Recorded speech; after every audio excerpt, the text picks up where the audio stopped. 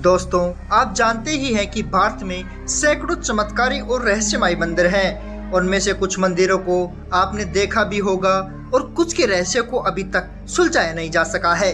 तो चलिए इस बार हम आपको बताते हैं भारत राज्य राजस्थान के बीकानेर जिले में स्थित करणी माता के मंदिर के रहस्य को। कौन थी करणी माता? दोस्तों, बताया जाता है कि मां करणी का जन्म 1387 में एक चारण परिवार में हुआ था और इनका बचपन का नाम रीगुबाई था। इनका विवाह साठीका गांव के कीपोजी चारण से हुआ था। वैराग्य होने के बाद माता सांस्कृतिक जीवन को छोड़कर भक्ति और लोगों की सेवा में लग गई। यह भी कहते हैं कि सांसारिक जीवन छोड़ने के पूर्व उन्होंने अपने पति का विवाह अपनी छोटी बहन गुलाब से करवा दिया था। यह भी कहा जाता है कि माता करीब 151 वर्षों तक जीवित रही थी। माता ने जिस जगह पर अपना देह त्याग किया वहीं आज करणी माता का मंदिर बना है। इस मंदिर का निर्माण बीकानेर रियासत के महाराजा गंगा सिंह ने करवाया था। इस मंदिर में है हजारों चूहे। यह मंदिर राजस्थान के बीकानेर से 30 किलोमीटर की दूरी पर देशनोक शहर में स्थित है। यहाँ जाने पर आपको मंदिर प्रांगण और गर्भगृह में हजारों चूहे नजर आएंगे। कहते हैं कि यहाँ पर लगभग 20,000 चूहे हैं, इसलिए इस मंदिर को चूहों वाला मंदिर भी कहा जाता है। रहस्यमय है मंदिर की कहानी।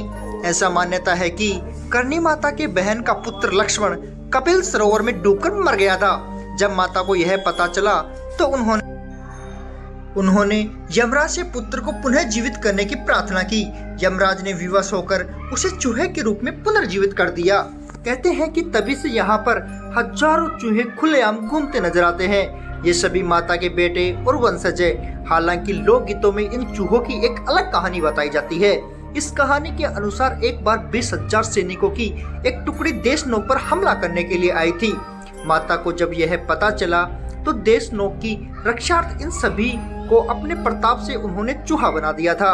चूहों को मार दिया तो करना होता है प्रायश्चित। यहाँ चूहों को काबा कहते हैं और इन्हीं बाकायदा प्रतिदिन भोजन करवाया जाता है और इनकी सुरक्षा की जाती है। यहाँ इतने चूहे हैं कि आपको पांव घसीट कर चलना होता है।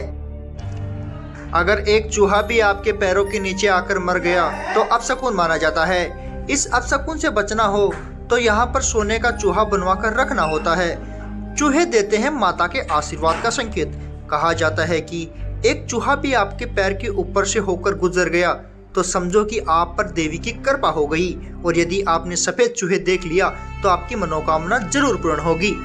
अनूठा है यहाँ का प्रसाद। आपको जानकर हैरानी होगी कि यहाँ चूहों का जूठा भोजन बेहद पवित्र माना जाता है। भोजन को वहाँ प्रसाद के रूप में भी बांटता है। कहते हैं कि इस प्रसाद को खाने के बाद अब तक किसी के भी बीमार होने की कोई खबर नहीं मिली है। हालांकि यहाँ पर शुद्ध प्रसाद भी मिलता है। आरती के समय बिल से बाहर आ जाते हैं सभी चूहे। इन चूहों की एक विशेषता यह भी है कि सुबह 5 बजे मंदिर में होने वाली मंगलम आरती और शाम 7 बजे संध्या आरती के समय अपने बिलों से बाहर आ जाते हैं। इस मंदिर से दुर्गंध नहीं आती है और आज तक इन चूहों के कारण अभी तक कोई बीमार नहीं हुई है। आपको कैसी लगी हमारी यह जानकारी हमें कमेंट बॉक्स में जरूर बताएं और इसी तरह की रहस्यमय बातों को जानने के लिए हमारे चैनल को सब्सक्राइब जरूर करें और बेल आइकन के घंटे को प्रेस कर लें। धन्यवाद।